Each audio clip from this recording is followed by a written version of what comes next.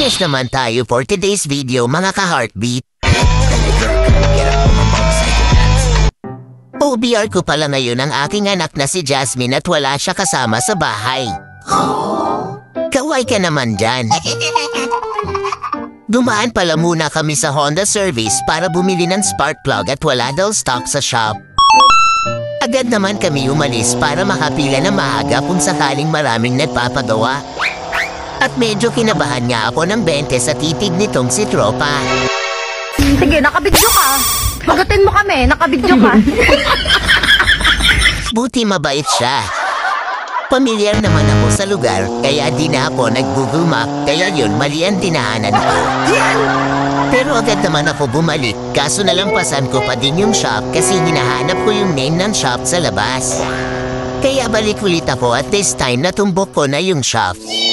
At ito na pagkamalan ko pa nga si kuya na may-ari, kaya nagpiling close agad ako sa pagchika, nagpapagawa lang din pala siya. Ay, tama mo! Ha? Nasa loob pala yung signage ng shop, kaya di ko agad nakita. Nagpark na agad ako at kami na ang sunod. Yes! Hazard check muna sa Tesla. Mamawagang salamin, kailan na aminin. Isinalan na nga agad si Napi at in fairness kay kuya may pa-free soft drinks pa.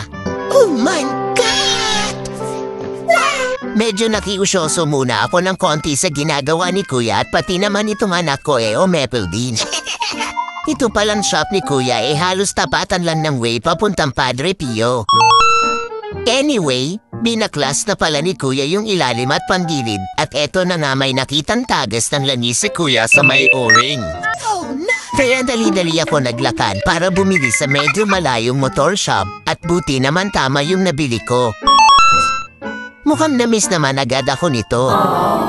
Bale package 4 ng PMS ang inavail ko at ang inclusion nitong services ay throttle body cleaning, tune-up, FI cleaning, check-in parameters, sensor checking, ECU at ECM reset, CVT cleaning, change oil, change gear oil, O2 sensor cleaning, spark plug checking, magneto cleaning, brake cleaning at fuel filter replacement. At after nga gawin ni kuya sumibat agad kami para umuwi at baka abutan pa kami ng malakas na ulan.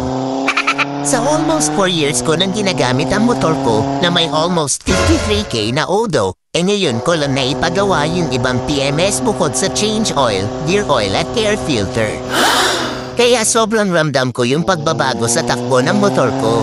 Actually para ng bagong kuha sa kasa sa pagka-smooth ng takbo. Kaya napaka-importante nga pala talaga ang regular na pagpapacheck. Kaya huwag na natin hintayin pa na kung kailan may masira saka lang ipapagawa kasi panigurado mas mapapamahal pa tayo ng gastos. So hanggang dito na lang muna ulit mga ka-heartbeat. Salamat sa panunood and ride safe always.